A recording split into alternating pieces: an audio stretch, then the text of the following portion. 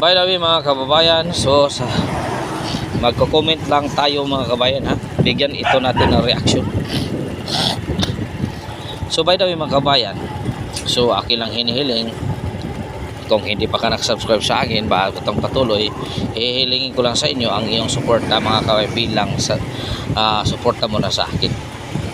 Simple lang mga kabayan, i-subscribe mo lang ako, like and share ang aking video. Yun lang mga kabayan, bilang suporta mo lang sa akin. Si Rosmar nga tumutulong sa kang diwata na sumisikat na. Maraming tumutulong kang diwata na sumisikat, ako pa kaya nanghihiling lang sa inyo, subscribe lang, like and share ang aking video. Yun lang ang hihiling.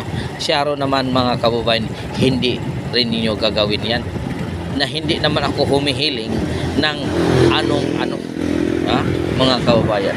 So magbibigay tayo ng comment mga kababayan tungkol dito kang diwata. Si Diwata mga kababayan, ito ay isang sikat na.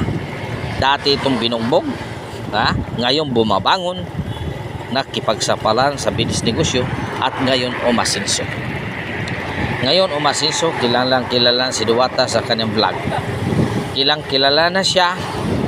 Marami ng personalidad na pumunta sa kanya, nagbigay ng tulong. Sa inyo mga kababayan, umaangat na si Diwata. Noon nang hingi siya ng tulong, walang tumutulong kasi walang-wala talaga siya mga kababayan. Walang-wala talaga siya. Kaya nanghingi siya ng tulong.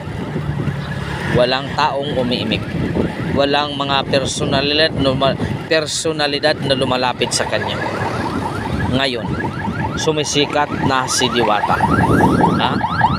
Sumisikat na ang Diwata sa Pilipinas. Marami nang nagsulputan ng tulong doon kang Diwata. May nagpahatid ng mga bangko o kahit ano-ano pa, sasakyan, house and lot. Ngayon mga kababayan, kung ikaw isang ordinaryong taong mamayan katulad ko, na mas marami, na mayroon pang tao mas mahalaga pang tulungan para dyan. Bakit si Diwata? Kasi si Diwata mga kabayan, makatutulong sa kanyang interest. Makatulong si Diwata sa kanyang personal interest. Hindi lang katulad ko, kasi hindi pa kilala. Kahit pa-subscribe lang sa aking channel, mabigat pa rin sa kalooban mga kababayan.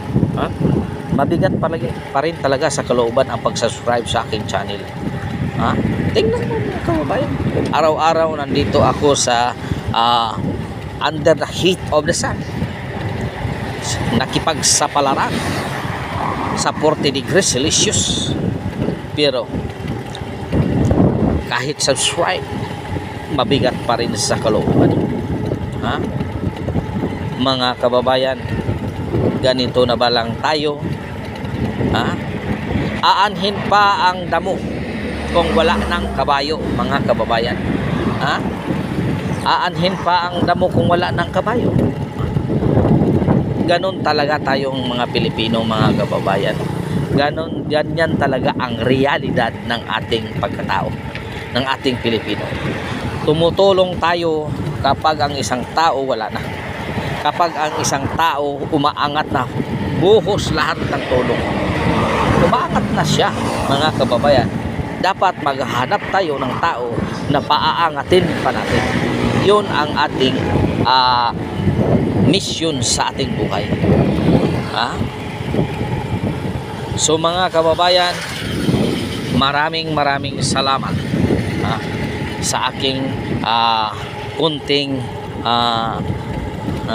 patalastas tungkol dito.